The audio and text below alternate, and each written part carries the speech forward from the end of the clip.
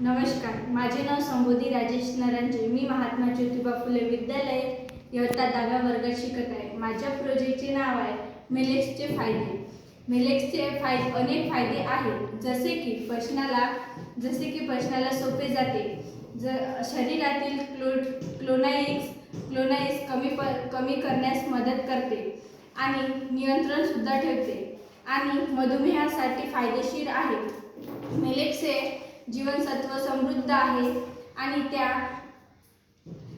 त्या फायबर आणि जीवनसत्वे आणि खनिजे भरपूर प्रमाणात असतात.